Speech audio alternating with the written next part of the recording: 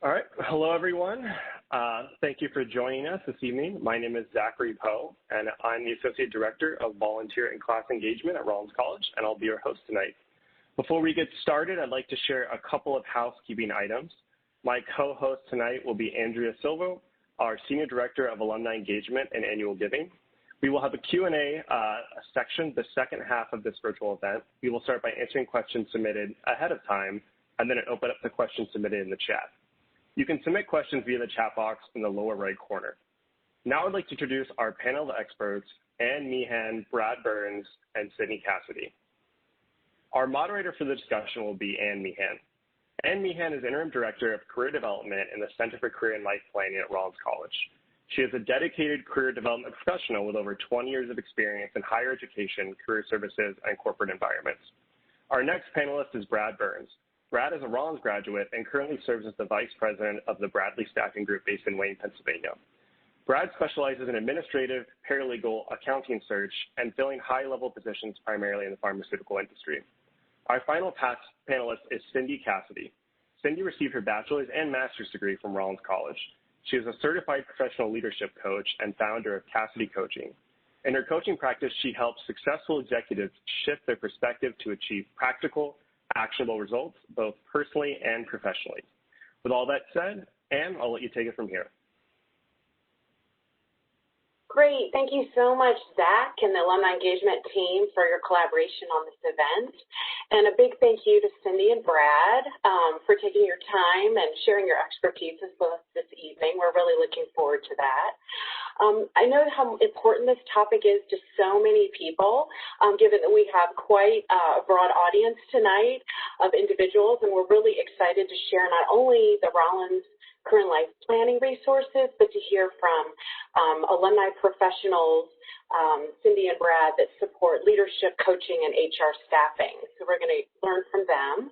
And also we want to share expertise, tools, resources, and strategies to help each and every one of you, wherever you may be in this process. We realize that there may be some graduating seniors looking to rethink their career path, as well as those pursuing mid to late career changes, as well as individuals that may have been laid off, furloughed, or just here because they're curious about what we're going to share tonight. So we're excited, and we want to highlight that at the end of the program, we're going to be sharing a number of resources to help you in your next steps. But I wanted to highlight a few in the Center for Career and Life Planning before we get our questions underway.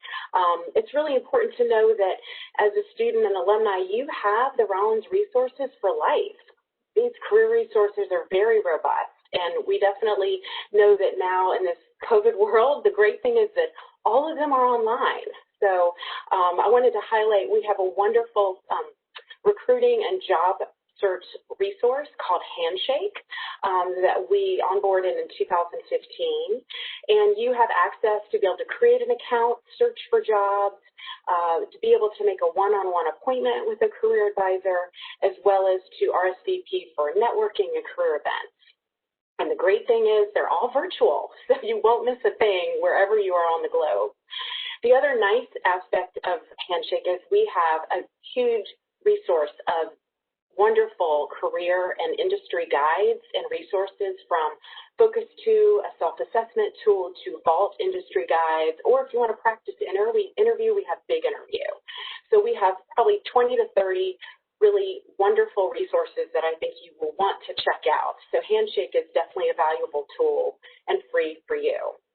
Some other things we're going to really talk about today is LinkedIn, but two I wanted to highlight is that we have our alumni Rollins College alumni group that's over 6,700 strong. So this is a specific group on LinkedIn that you can join and connect with other alumni, share information, and seek advice, as well as the LinkedIn Rollins alumni tool. That's another excellent tool that many of you may not be aware of, but it's a great way to search for alumni by industry, location, major, skill set, and there's over 40,000 members on LinkedIn from in that tool.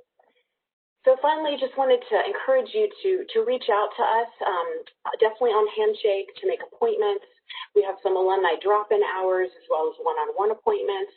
to suit your schedule, and then also take advantage of the industry and career events that we'll be offering. We have many employers that are reaching out to us to host events and welcome students and alumni wherever you are, and so definitely take advantage of that.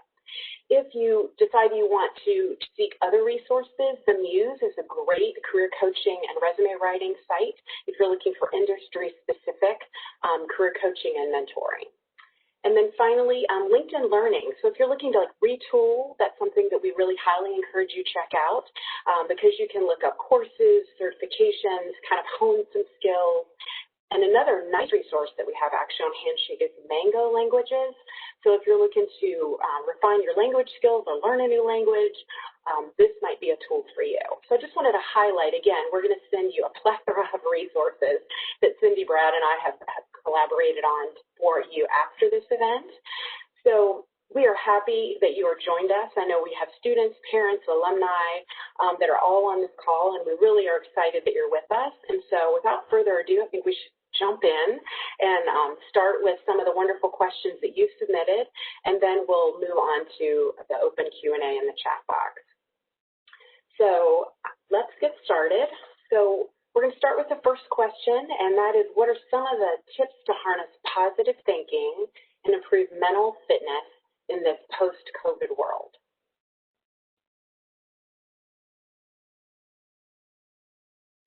Sindy, just unmute. Yeah.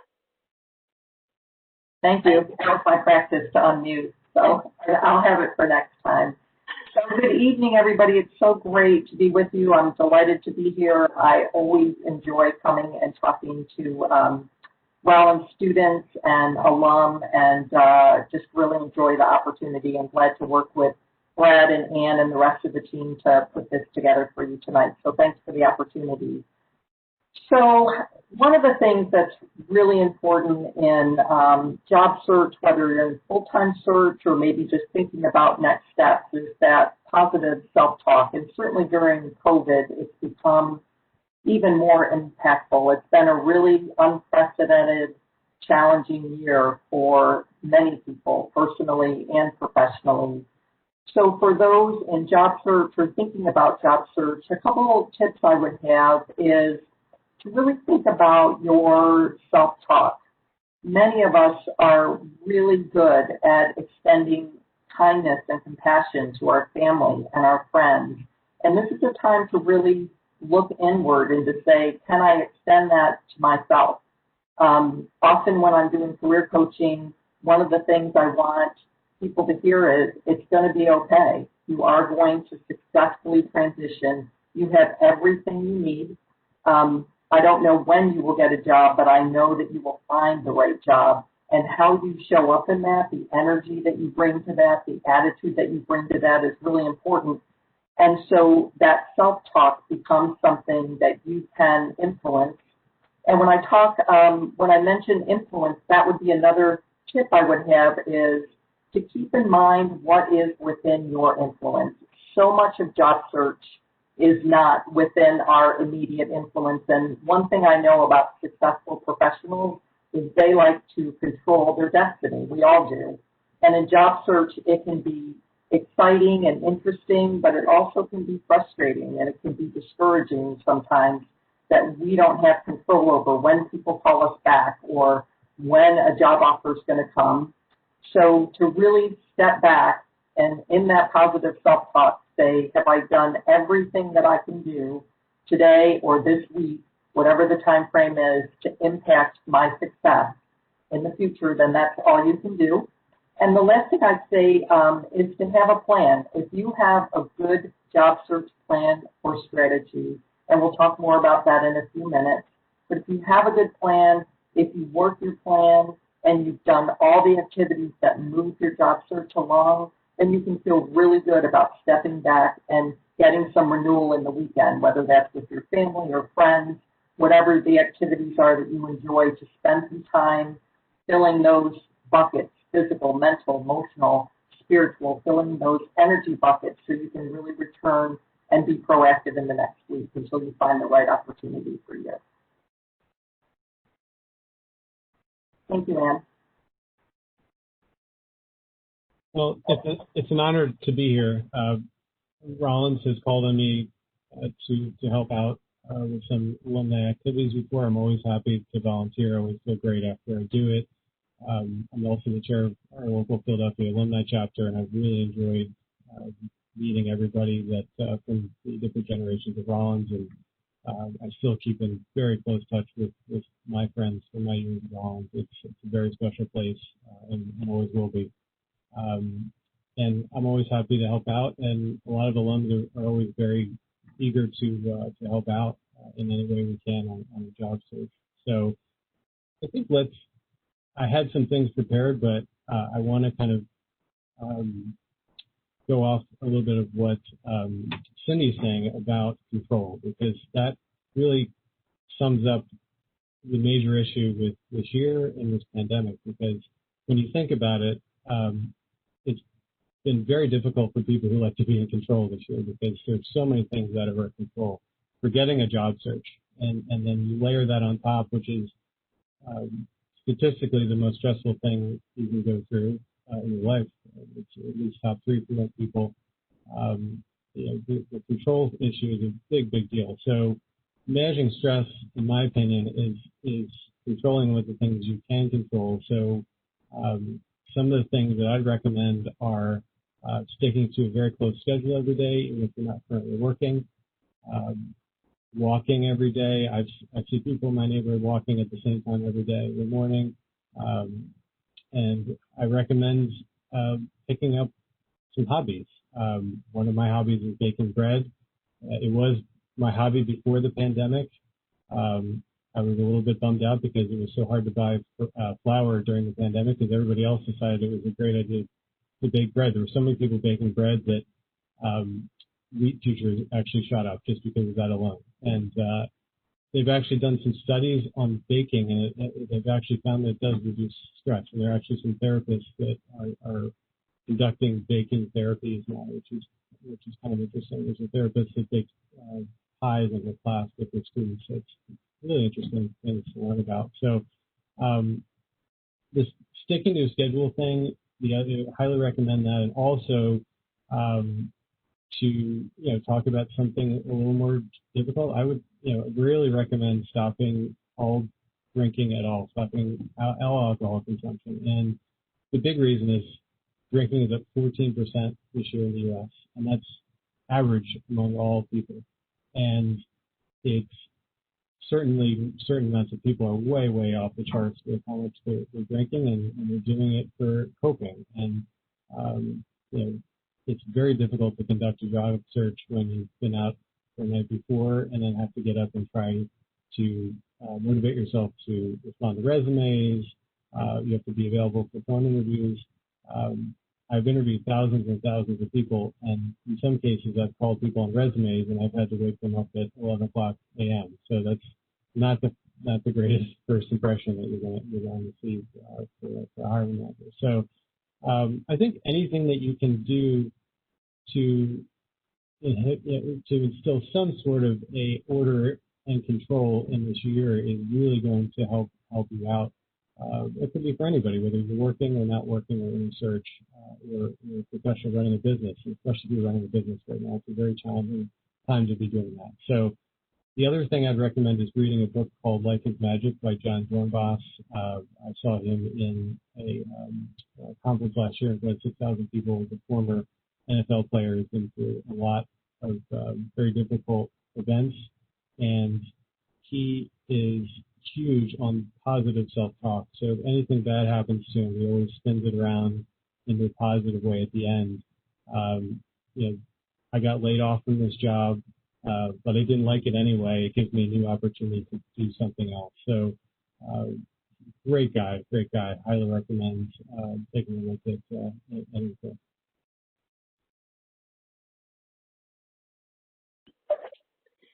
Thank you, Brad and Cindy. Those are great tips. I think the only other thing I can add to that, we've all covered a lot, was surrounding yourself with maybe some career champions, right? To make sure you have some positive people around you that can help support you through this, because I think that'll help motivate you as well. So our second question is, what should be considered when deciding to switch careers or industries? And how do you identify what you want out of a new career? You could be unemployed versus unemployed, or early, mid, or late career.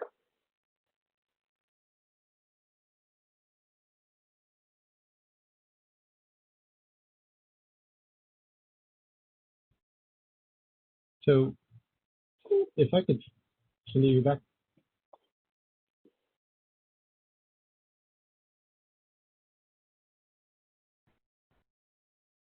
We got you back. Yeah, good. Of course, I've had no trouble all day and using an Ethernet cord, and it still did it to us. But thank you. Sorry about that. So I know the question was around what you should consider to switch careers or industries. So my thoughts there would be, and I know, early career, mid-year career, or more senior or seasoned in your career, this may be a little bit different, but so I'll give sort of a high-level thought. I think one of the things that I would consider is really to spend some time in reflection. If you're thinking about switching professions, industries, careers, to say, what is it I think that I want to do? What am I interested in? What are my skills? What are my strengths?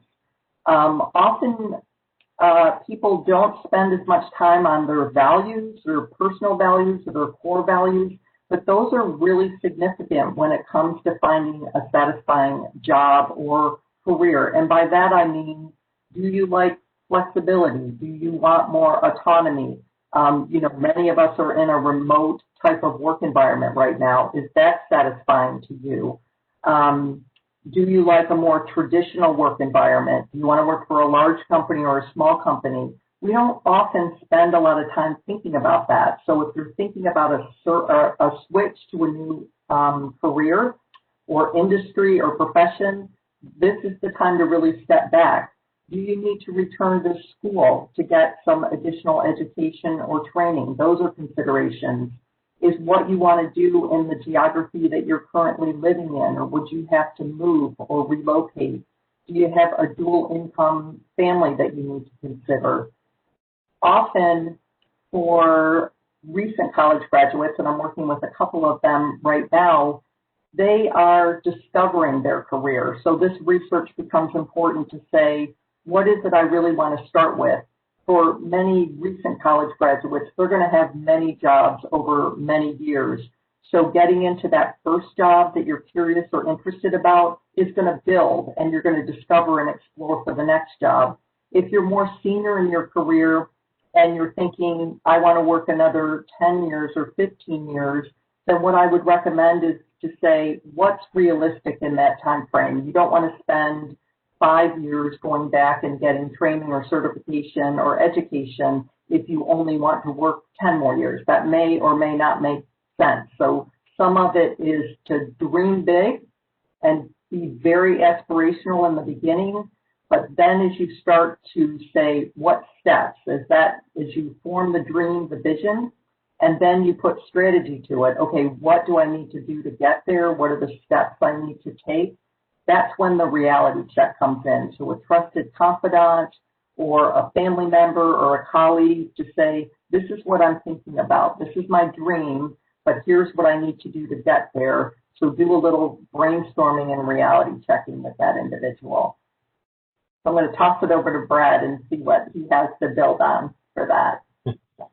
Yeah.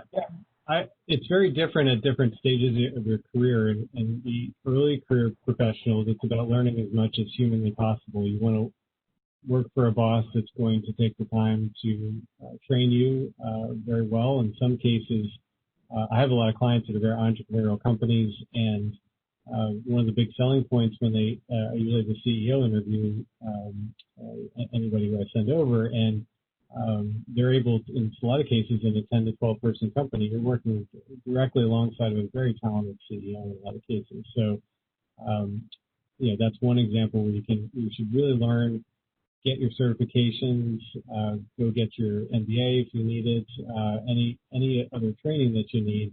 And then as you kind of develop more experience, then you kind of hone your skills and get a little more specific in what you're doing. And with all the people that I've ever met and interviewed with, a lot of the most successful people are very, very specialized in what they're doing, which is kind of counterintuitive in some ways. People think, hey, I'm a jack of all trades, I can do anything. But, the master of none is the important second part of the statement. And the clients that I work with typically want to hire very talented specialists in a certain field. So once you pick a lane, you want to be the best XYZ programmer, XYZ anything that you can be, and to be the most desirable to an employer, and that will ensure you will always have a job. Now, there's a lot of caveats to that. You got to be in the right field, of course.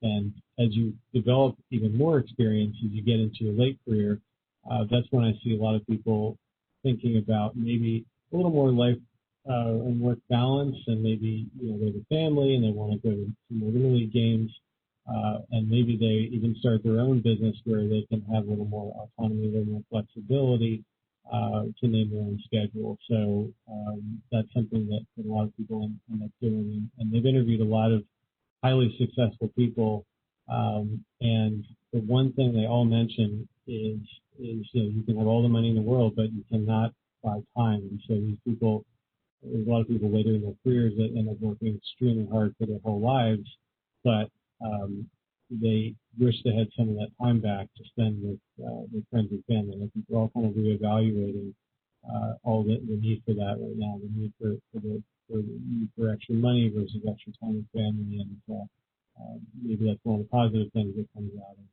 of this crazy situation at the end. Great. Thank you all. Definitely covered some great suggestions for switching careers. So Sindy, this question's for you. What does a career transition plan look like, and how can it be developed over time? Great. Thank you, Anne. So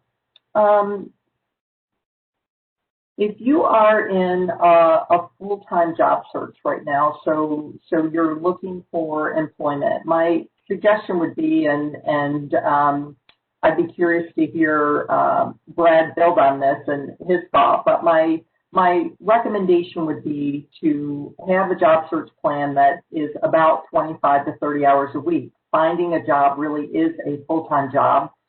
And by having a definite plan, then you're doing the most proactive activities every week. So 5 or 6 hours a day, Monday through Friday, you're working on all the activities related to your search. And that's going to include research and looking online for jobs. It's going to include networking, working on your LinkedIn, cover letters, interviewing, negotiating when you get that offer, and preparing for your new role. And if you spend that time on those very proactive activities, then when you get to the end of the week, you can look back and see that you've done everything you can do within your influence. We talked about that earlier, and then step into the weekend and do some of the things that Brad mentioned around renewal, whether it's baking bread or any of the hobbies that you have, so that you can step back into looking for a job again on Monday. And if you spend that time in active search every week, then you feel good at the end of the week. You feel like you've been productive and moved things along. One of the things I'll say about search is networking is a really important part of job search. I would say particularly in many, many professional jobs, 70 to 80% of jobs come through networking. So often what I find is people spend a lot more time online, maybe on the job boards or applying for jobs, and then don't get responses and get discouraged. Networking for many of us requires us to step outside our comfort zone, and especially with the COVID environment, people say, how do I network when I can't go out and necessarily meet with people? But there's a lot of things that you can do virtually. One of the advantages of the remote environment we find ourselves in is people aren't traveling like they did. People aren't commuting, and it's easier to get in touch with people. And the other thing that I really want to resonate here is people want to help you. I know often in the isolation of search, when we get discouraged or that inner chatter starts around, is this ever going to be over? Am I ever going to find the right job? People want to help. They really do. One of the things Anne mentioned was the LinkedIn alumni site. So those are resources online where you go, and if somebody reaches out to me and says, I graduated from Rollins, I'm going to see what I can do to help them. That's a really, really strong brand in the community. So if you're not comfortable networking, this isn't, I would say to you, this isn't about finding a job. In my world of career coaching, it's always about finding the right job. So if stepping outside your comfort zone means that you're going to find the right job for you, then I would just really encourage you to step outside that circle, pick up the phone or send an email. If that's warmer for you, to send an email or connect with somebody online, to do that. Often when I'm working with people, I ask them to take a sticky note and to write on it, how bad do you want this? And to stick it on their computer. And every time they think they don't want to do something related to their job search, every time their inner self starts saying, I don't want to do that, or I'd rather send out resumes than potentially get a rejection, then ask yourself, how bad do I want it? And go ahead and make that outreach, because people truly want to help you, and they will. It may take them a little bit to get back with you, but most people really want to help people in search. Great, Cindy. Thank you. Yeah, I think I just want to add to that definitely this is your career journey, and what next step is right for you is the next step, right? And taking that next step. And so not to kind of worry about judgment or what other people think. I think that's something that a lot of times kind of takes over sometimes when we're looking for this career transition. So definitely staying positive and doing what's the next step for you in the process. So the next question, actually, Cindy, is going to throw back to you. I'm sorry, Anne, to interrupt. Can I just share a really quick story? Sort of. Oh, yeah, that's great. I just thought about it, and I hope this will maybe inspire somebody out there. Before I started my own business, the last job I had that I was in for 10 years and I just really loved, working for a global consulting firm, I did get that job through networking. I actually had seen the person that hired me out in the community. It was actually a Rollins event. So this was several years ago. I saw at a Rollins event. I knew I was interested in working for them. And I reached out to her 4 times before she called me back. And not 4 days in a row, so I'm not suggesting that. But I reached out. I didn't hear back. I waited 3 or 4 weeks, reached out again, didn't hear back. The third time, you start telling yourself that, she doesn't want to talk to me. She knows why I'm trying to call her. Maybe she doesn't think I'm qualified. So several more weeks went by, and I decided I'm just going to make her tell me no. I know I'm qualified to work there. I'm going to make her tell me no. And I reached out for the 4th time, and about a week later, my phone rang, and the first thing she said to me is, oh my gosh, thank you for your persistence. I've been so busy. I've been traveling. And what happened was she had somebody retiring, and I'm not sure to this day if that opportunity hadn't presented itself and I hadn't persisted in sort of getting in touch with her, if my name would have been top of mind to her, because we didn't know each other well. We were just sort of professional acquaintances in the community. So that was a great lesson to me, that the message I was telling myself was she didn't want to talk to me or she didn't want to hire me, when she was just busy, as most of us are. And I interviewed with her and had a job within a week. So that's how fast it happened. So I believe that that's out there for many people. So it's that how bad do you want it, in that sticky note on your computer. Thank you for letting me share that. No, that's wonderful, and that's so true. That tenacity pays off, and not letting rejection or not hearing back. You have to keep going forward. Because that's so important. So no, that's great story. And actually, Cindy, this is your next question. What role does a personal brand play in promoting your marketable skills, and how do you develop it over time? Thank you. So most of what I do now is leadership coaching, and so almost every leader that I work with, we talk about their personal brand, and I love Jeff Bezos from Amazon, his definition of brand. He calls it, he says it's what people say about you when you're not in the room, and I think that's such a practical, beautiful definition of what your reputation is. And we have influence over our personal brand. So from a search perspective or career development perspective, what I would say about that is most of us go into our jobs every day and we open our toolkit and we pull out our skills and our knowledge and our capabilities and all our tools that we've learned over time, and we use them every day, but we don't think a lot about what those are. Like, what are the tools I'm using? Oh, I'm doing a presentation. I have really good presentation skills. Oh, I'm programming this on this computer. I'm putting this program together. This is something I'm really good at that people rely on me for. So job search, and really from a career management perspective, branding allows you, again, to take back and to step back and reflect a bit on what are my key skills.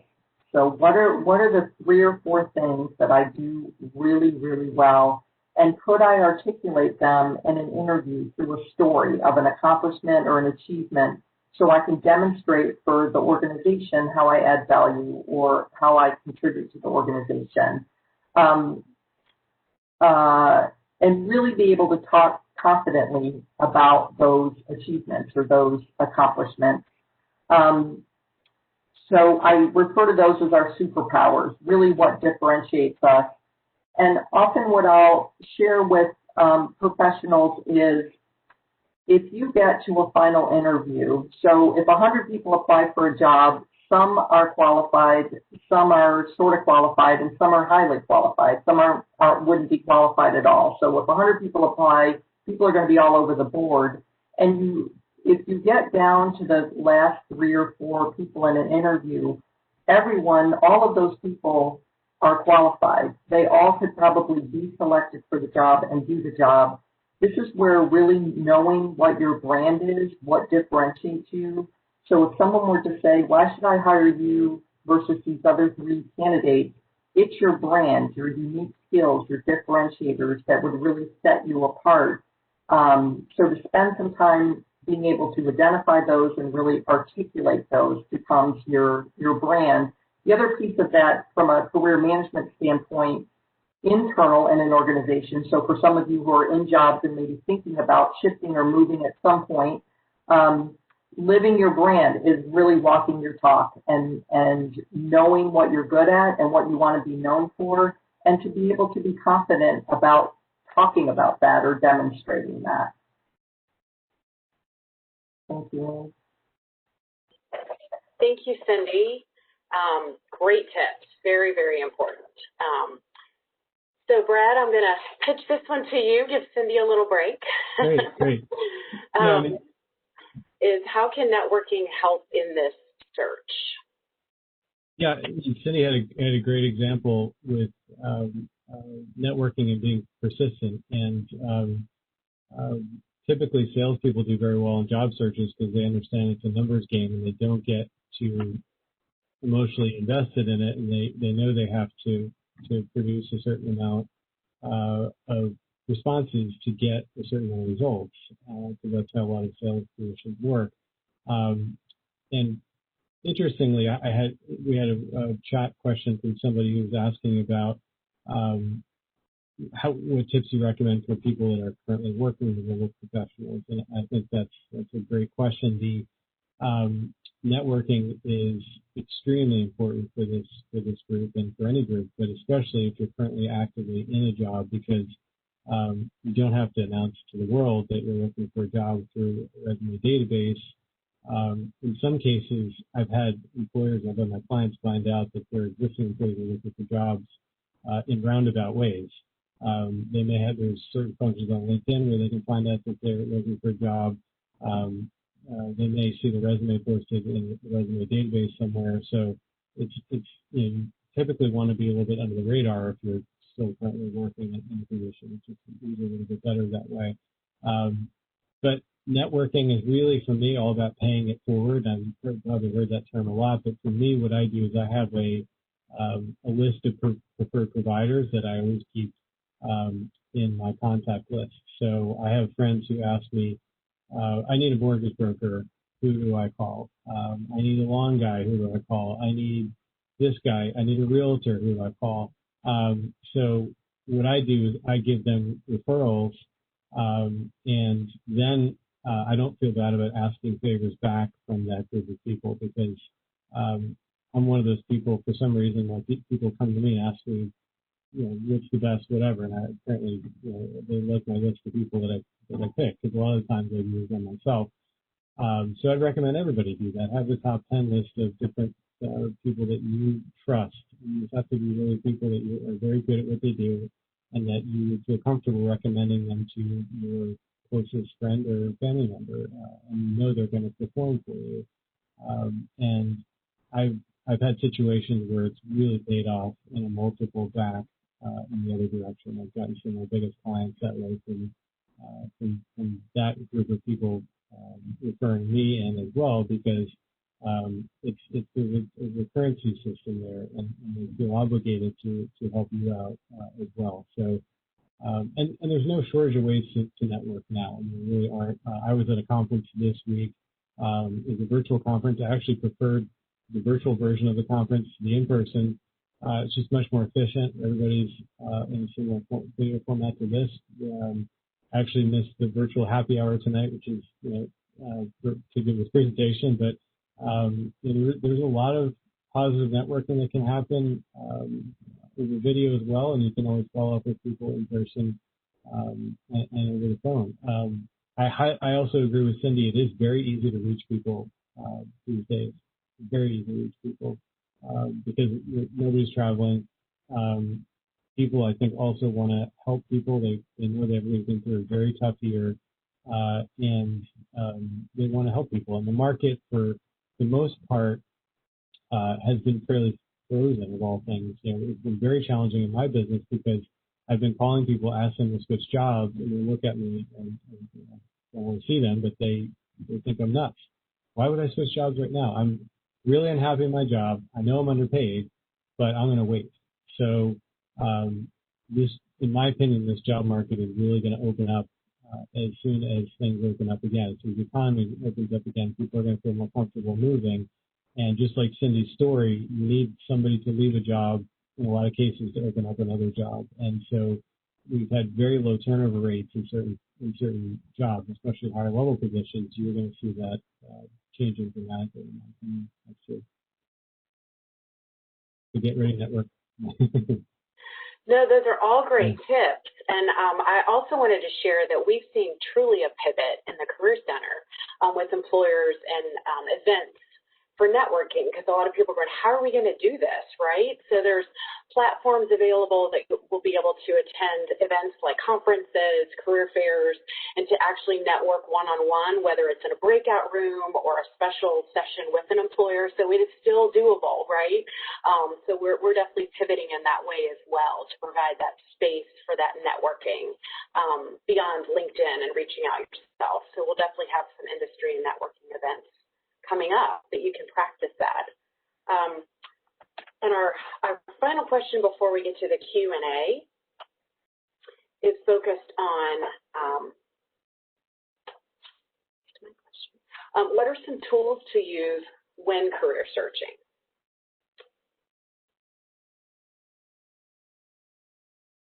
So some of the ones that I like, Glassdoor is a big one. People have probably all heard of that one. That is a big deal because you can really start. It's like the Amazon for employers. For people who are familiar with it, you typically have to sign up for a free account.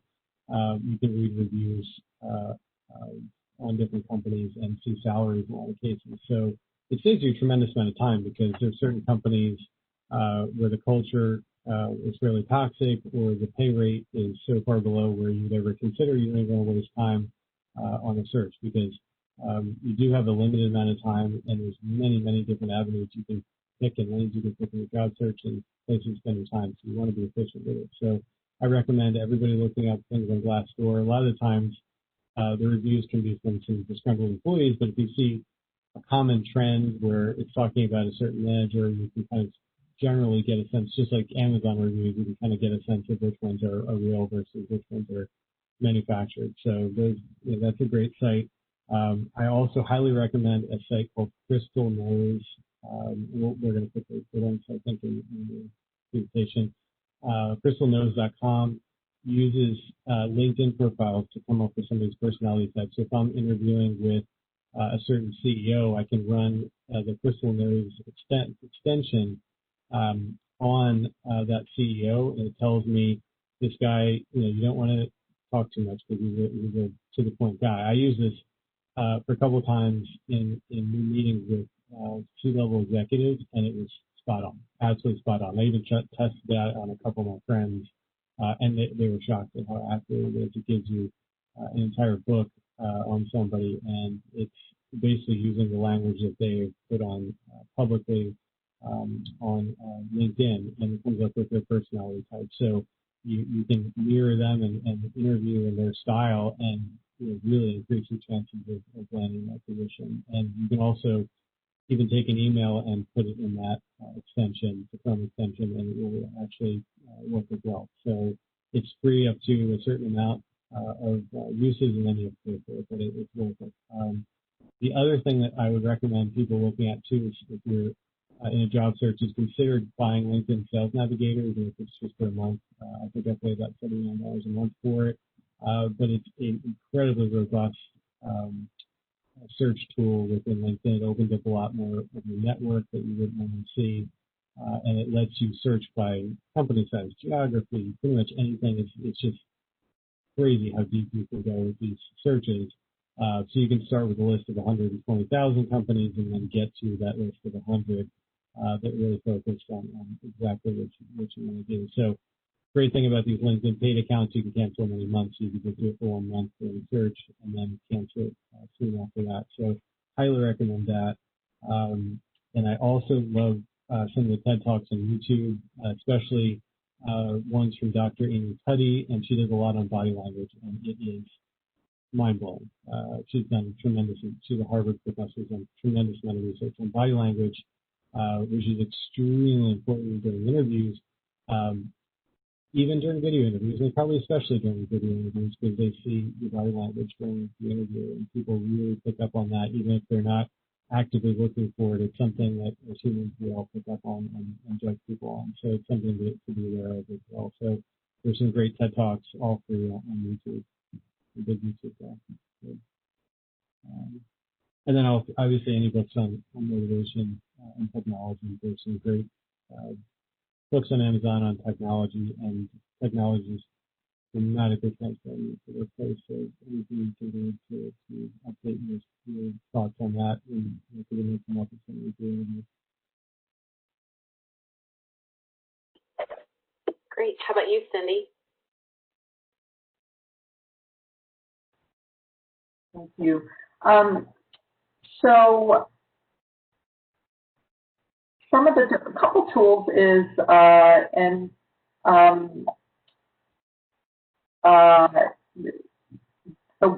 I sent this in, so it'll be in the correspondence that goes out. But the Orlando Business Journal is a tool. Most cities have a business journal, and I think that's such a great resource for someone who is either managing their career or someone who's in active search. So they have, a free online version that you can use. But as Brad said about the LinkedIn, I think it's worth, if you're in active search, it's worth subscribing for the time that you're in search, so you can actually go deeper into the tool. And the one thing that the business journals have, the city business journals, is it's called a book of lists. It's LISTS. It comes out annually, and it sorts all the local companies and organizations by industry and by size.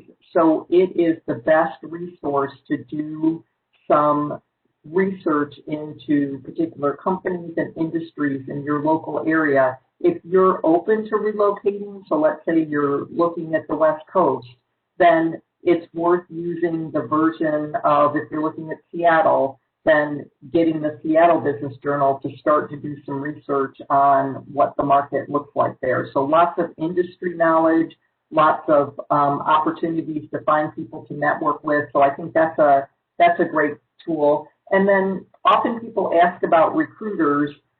This is more Brad's area than mine, but my experience is that, recruiters, because of the remote world we live in now, they aren't as local anymore, perhaps, in the type of work that you're looking for.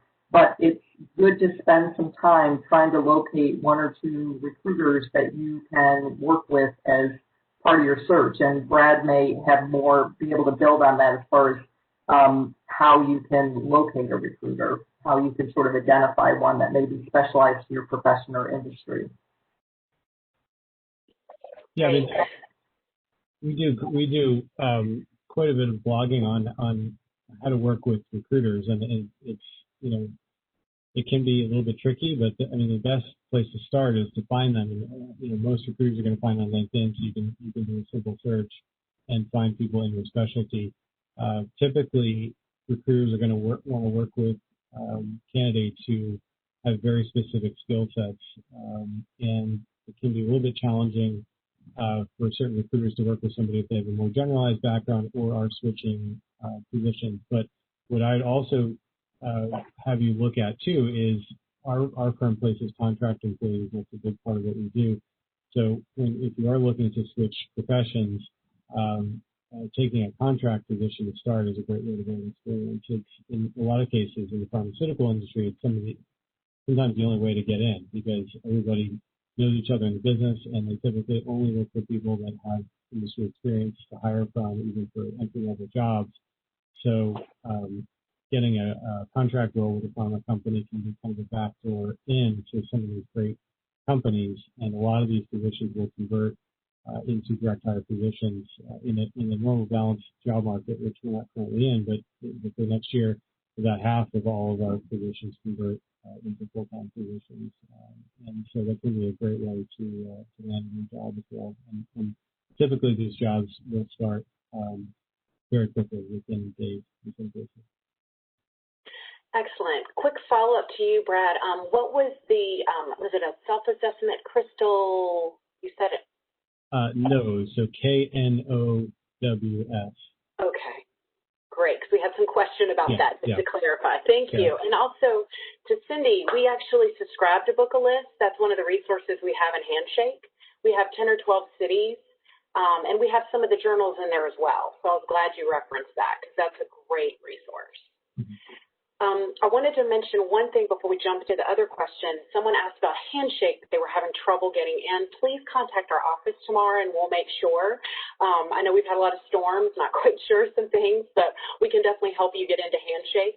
So definitely contact our office tomorrow, and we'll be happy to help you get into Handshake. One of our submitted questions was, how do we prepare to deal with ageism when switching careers later in life?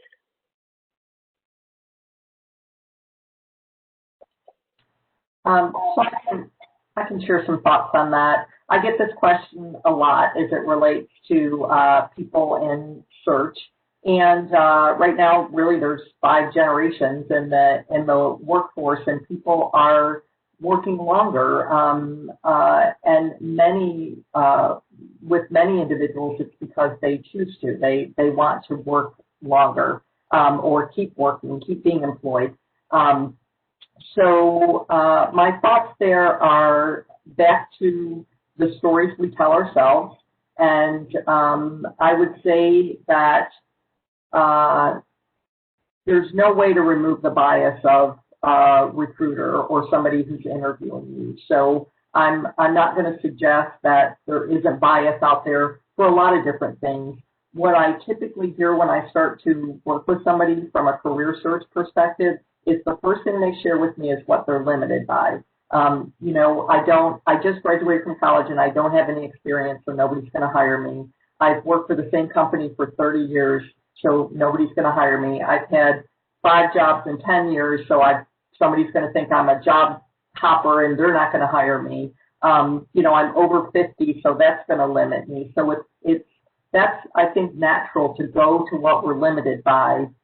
And we can't remove the bias of a recruiter. So I think you have to ask yourself if you want to work for a company who isn't hiring the most qualified candidate, and you're probably going to tell me you wouldn't.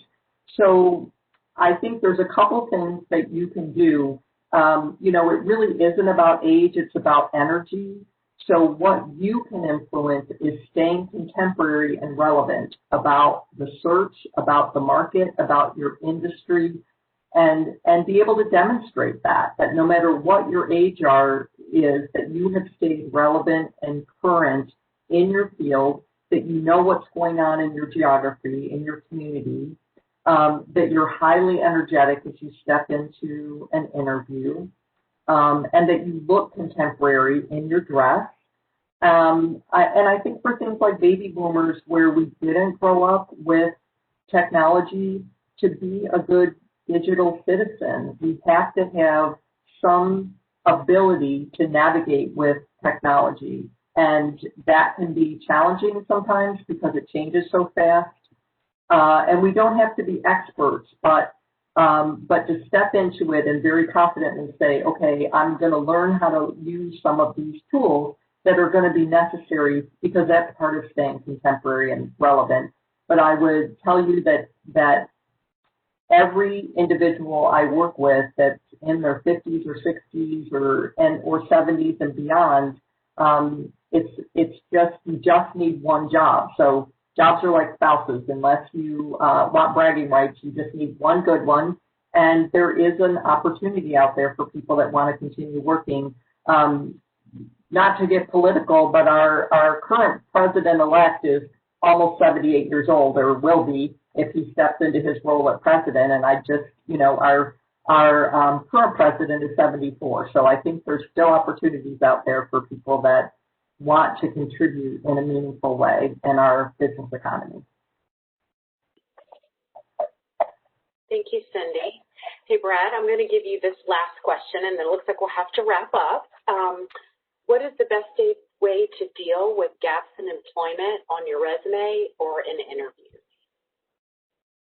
I like this question because the best way is to fill them in, quite simply. And I think with the piece that I wrote with the Rollins, that was one of my things I mentioned, is fill that time in with anything you can. It can be charity work, it can be another job, it can be walking dogs, it can be reading, it can be, it ideally should be a job, although it's a little bit tricky right now with the pandemic. There's some jobs that just aren't quite safe enough to do right now, and people understand that. But when I'm in the middle of a couple searches right now for people, and I'm asking the question, I'm placing a candidate right now who's been off since last March, and she's very talented. She has a master's degree with a top GPA. The job is a fairly high-level position, and she's been off since last March. And so on the interview, I asked her, well, what have you been doing for that this month? And so she was very open with me, said, I've been fostering cats, kittens, full time. Explain the whole situation, that something I didn't know much about, but that was certainly for me that should check the box. If someone says nothing, or I've been looking for a job that whole time, it just raises some red flags. I'm not saying I'm not going to hire somebody or we're not going to move forward with somebody, but anything you can do to fill in those gaps. And this goes back to filling your time, kind of mental health and everything else. It's better for you to be busy right now. It is far better for you to be busy right now than not. So anything you can do, volunteer for Rollins. shop at a small business, whatever you can do, help a small business, help some. There's so many people that need help right now. All this government aid is rolling off. So anything you can do if you have certain talents to help people volunteer it is so important. So I recommend filling in the gaps that way. The other option is to take a contract position that's outside of the field and to build on the skills. Great. Well, I know we're coming up to time, and we didn't get to all the questions that were submitted, but we hope that you will definitely follow up with us either in the Career Center, email careercenter@rollins.edu some of your questions, or dip into some of our alumni sessions. I know that we're going to be following up with an email. People are curious if they're going to get all the resources, and you will. But I just really wanted to thank Brad and Sindy for your time and expertise today. We really enjoyed learning from you, and I hope to give some people the right next steps in their career redesign. And I'm going to pitch it back to Zach. Yeah, thank you again. Thank you to everyone for attending, and thank you to Sindy, Brad, and Anne. I definitely found that really informative. I hope everyone else did. As Anne mentioned, we'll be sending around a follow-up email tomorrow morning with a short survey asking for feedback on this event and a list of the resources we mentioned this event, as well as some other suggestions from Anne, Brad, and Sindy. A recording of this event will also be included for those who would like to rewatch. And on that, thank you again, everyone. Have a good evening, and I hope to see you at our next event.